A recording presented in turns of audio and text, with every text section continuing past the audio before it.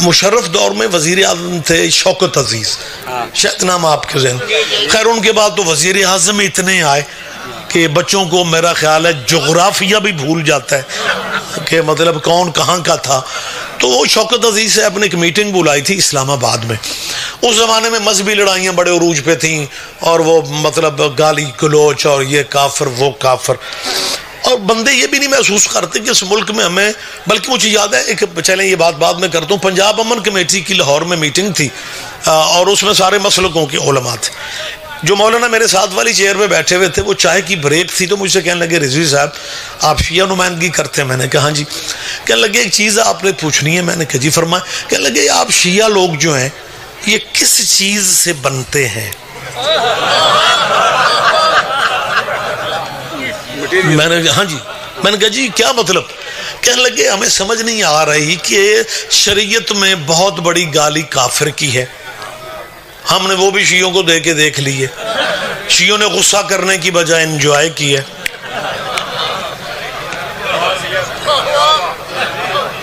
اور کوئی بندہ ثابت نہیں کر سکتا کہ لوگوں نے ہمیں کافر کہا. ہم نے غصے میں رد عمل میں کسی کو ہم نے کافر کہا، لوگوں نے ہمیں کافر کہا، ہمارے بھائی تھے. اور میں ایک چیز محسوس کرتا ہوں، پنچایتی بندے ہیں گجرات کے، بڑا درخیز علاقہ ہے آپ کا، بات کو گہرائیوں تک سمجھتے ہیں. بڑا بھائی چھوٹے کو گالی دینا، بڑا بھائی چھوٹے بھائی کو گالی دے اور چھوٹا آگے سے جواب نہ دے تو بڑے کو خود ہی یقین ہو جاتا ہے کہ یہ گالی تو گھر واپس آ رہی. نہ بے نیازی نہ کرو، بے نیازی نہ کرو. یہ ہمارے بھائی تھے، انہوں نے ہمیں گالی دی، ہم نے جواب میں شاہ جی گالی نہیں دی، انہیں خود ہی محسوس ہو گیا کہ یہ گالی تو گھر واپس آ رہی. میں ابھی زندہ مثال تصویر دے دیتا ہوں. یہ ہمیں کافر کیوں کہا؟ اللہ پہ ہمارا ایمان ہے، رسول اللہ پہ ہمارا ایمان ہے، ختم نبوت پہ ہمارا ایمان ہے، توحید کے واجب ہم ہر چیز سمجھتے ہیں. بسم اللہ. ہاں سرکار میں تقریر روک لیتا ہوں جی. نوید عاشق صاحب بہت پیارے ذاکر، بہت پیارے انسان. اور دیکھیں ان کا بڑا پن ہے کہ میں نے ان کو دیکھتے تقریر روک دی. اعلان ناظم ممبر کرتا ہے، ان کا اعلان میں کر رہا ہوں. اللہ زندگی کرے آپ. ہوں ٹھیک ہے، میں نوکر راضی ہو گیا، نہیں آئے کوئی کہ میرے بعد بہت پیارے ذاکر جناب نوید عاشق صاحب پڑھیں گے. آپ والا کام میں نے کر دیا. ہو سکتا ہے مجمع کے ذہن میں یار رضوی صاحب تقریر روک کے، وگرنہ غلام محمد شاہ جی آپ شادی وال پڑھ رہے تھے، میں آیا، انہوں نے تو میرا اعلان نہیں کیا، لیکن میں ان کا اعلان میں کر رہا ہوں. تقریر روک کے یہ ان پہ احسان نہیں کر رہا. جس مذہب کے دائرے میں میں ہوں، آل محمد کے مذہب کی تہذیب ہے، یہاں بتانا پڑتا ہے کہ میرے بعد کون آئے گا. نہ پیچھے نہ رہو، زحمت فرمایا. بہت شکریہ، بہت شکریہ، بہت شکریہ. تو بڑی مہربانی. تو گزارش میں کیا کر رہا تھا؟ گزارش یہ تھی کہ انہوں نے ہمیں گالی دی، ہم نے رد عمل کے طور پہ کسی کو گالی نہیں دی. ہمارے کسی عالم نے، خطیب نے، ذاکر نے، واعظ نے، مجتہد نے کوئی تحریر، کوئی تقریر، یار یہ ثابت ہی نہیں کر سکے کہ ہم نے بھی کسی کو کافر کہا. اور پھر انہیں محسوس ہو گیا کہ کم خراب. بھائی کیوں؟ میں تصویر دیتے تو یہ ہوا کیا کہ انہوں نے ہمیں کافر پتہ کیوں کہا؟ کہ شیعہ صحابہ کو نہیں مانتا. میں حلفاً قسماً سخی کے علموں کے درمیان کھڑا ہو کے کہہ رہا ہوں، جننے جوگے ہیں یا صحابیاں نو ماننے. یار پیچھے نہ رہو، اور اس طرح بھی سنا کرو.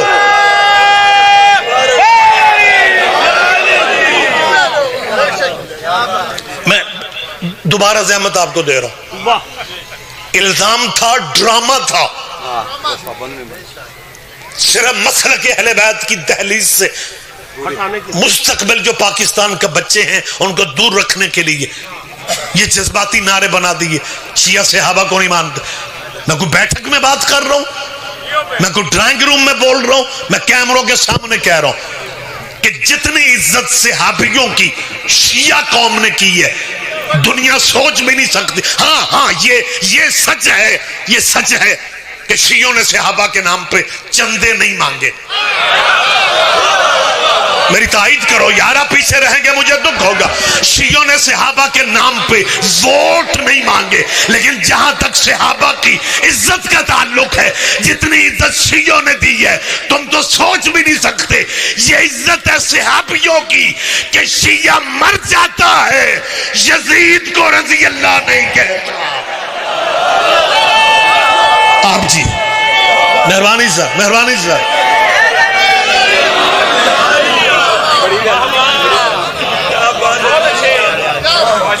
مہربانی جی، مہربانی بیٹا، مہربانی. یہ عزت ہے، یہ تحفظ ہے صحابہ کبار کی عزت کا، کہ زندگی کے کسی موڑ پہ کبھی کسی مسکین اور ماڑے شیعہ نے بھی یزید کو رضی اللہ نہیں کہا. اور کبھی ہمارے قریب آؤ یار، ہم تیرے بھائی ہیں، کبھی ہم سے پوچھو کہ تم یزید کو رضی اللہ کیوں نہیں کہتے. اگلی گل گجرات دے بندے ہو تے باریک ہے، تے ضروری نہیں تو آڑے مولوی تے پرچہ ہی ہوئے تے پھر ہی تو انہوں سمجھ آؤں گا.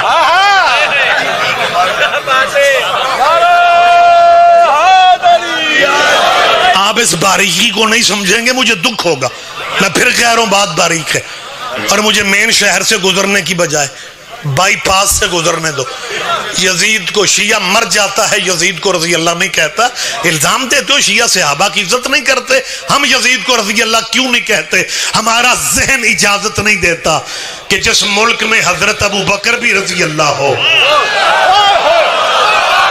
نہیں، میں نے پہلے کہا تھا، شاید میں سمجھا نہیں سکا. ہاں مجھے مسلمانوں خدا را سوچو یار، اور جس ملک میں حضرت ابو بکر کو رضی اللہ کہا جاتا ہے، اور جو اسلامی مولوی اسلامی میک اپ میں، اسلامی گیٹ اپ میں تیری مسجد میں کھڑا ہو کے حضرت ابو بکر صحابی رسول کو رضی اللہ کہے، وہی مولوی اسی گیٹ اپ میں یزید کو بھی رضی اللہ. اور شیعہ دشمنی میں پاگل نہ بنو، یزید کو لعنت اللہ کہہ کے مرضی کے رضی اللہ بچا لو.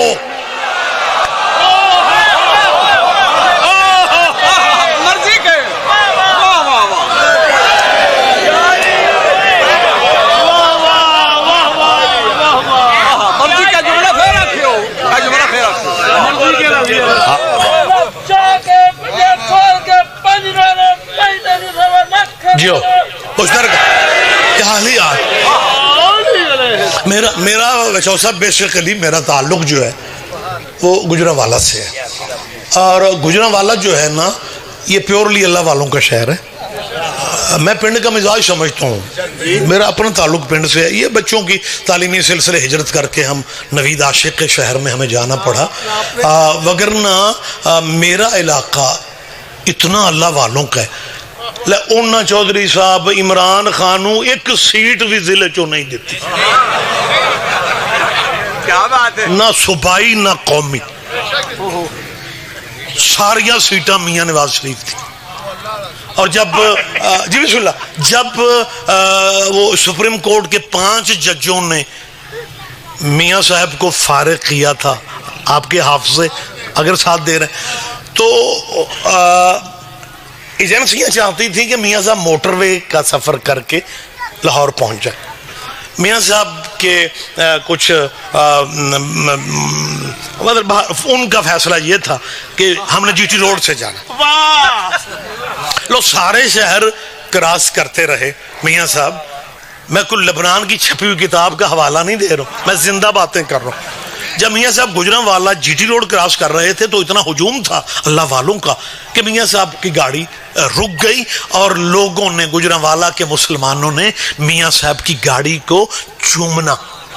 آپ کے اگر حافظ ساتھ دے رہے ہیں، اس زمانے کی نیوز اٹھا کے دیکھ لیں، میاں نواز شریف کی گاڑی کو گجرانوالہ کے مسلمان چوم رہے تھے. مجمع چپ رہے گا، مجھے دکھ ہوگا. کبھی اس طرح بھی مجالس سنا کرو.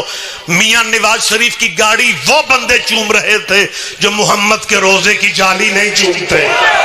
ہائے ہائے ہائے، کیا کہنے، یہ باتیں ذہن میں رکھا کریں آپ. بہت شکریہ سید، بہت شکریہ. جن کو تعلیم ہی یہ دی جاتی ہے یا رسول اللہ نہ کہو. میری شیعہ بچوں سے بھی یہ اپیل ہے، اگر کسی اپنے دوست سے یا علی کہلوانا چاہتے ہو تو پہلے اس سے یا محمد کہلواؤ. بیس کو بہتر کرو. کس بندے نے یا رسول اللہ نہیں کہنا, وہ یا حسین یا علی یا فاطمہ کیسے کہے گا؟ دھیان بیس کی طرف رکھو. زمانے کو جب ایک محمد سمجھ میں آ جائے گا پھر سارے محمد ہی سمجھ آ جائے گا. لہذا ڈائریکٹ علی کو کون سمجھ سکتا ہے؟ ان کے بس میں ہے ہی کہاں.